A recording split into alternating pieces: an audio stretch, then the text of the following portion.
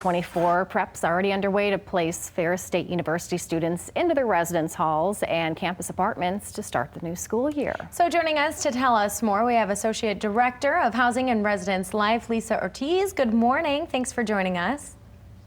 Good morning. How are you? Yeah, we're doing great. Thank you again for being with us. So, tell us, I guess, what students can expect and parents when they start to move in and how you kind of organized it during coronavirus. Of course. This year is very interesting in terms of our move-in. In years past, we've had students come into our sports complex and they're greeted with students, excitement, and the opportunity to pick up their key. This year, we'll still have that same level of excitement and the opportunity for our students to come over to the sports complex, but it'll actually be a drive-through move-in.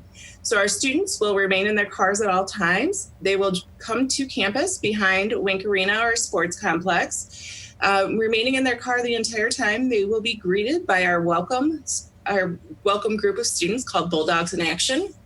Once they have entered the parking lot, they'll drive through our information alley where different partners on campus will be there to help us welcome students with information on everything from how to get books to questions parents may have, to members of our Center for Latino Studies.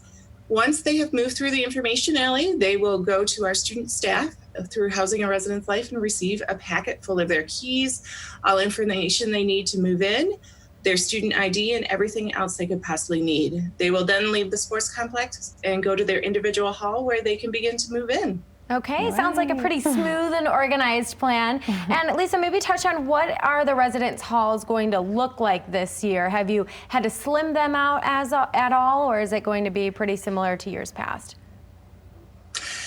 In some ways, it's going to feel very similar. Our main purpose in Housing and Residence Life is to provide a safe and vibrant community for our students. So we're going to continue that process this year.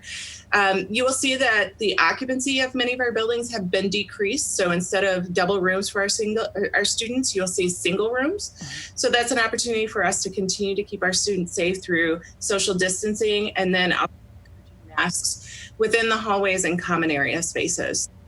The opportunity to remove masks while they're in their rooms, and it's their opportunity to really be at home.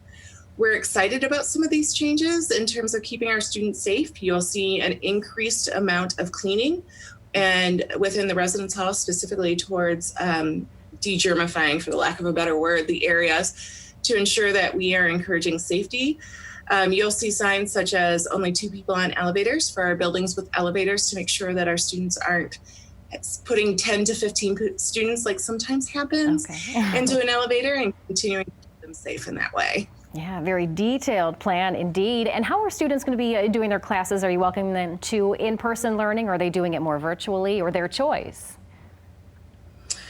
Many students are doing their classes virtually, but that doesn't mean that they can't still have that vibrant community that they want. Okay.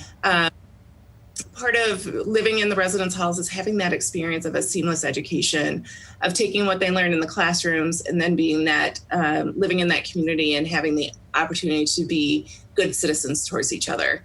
And so that will continue whether classes are online or face-to-face. All right, Lisa, well, thank you so much. We appreciate your time and best of luck with helping all those students move in. Oh, thank you. We're looking forward to it.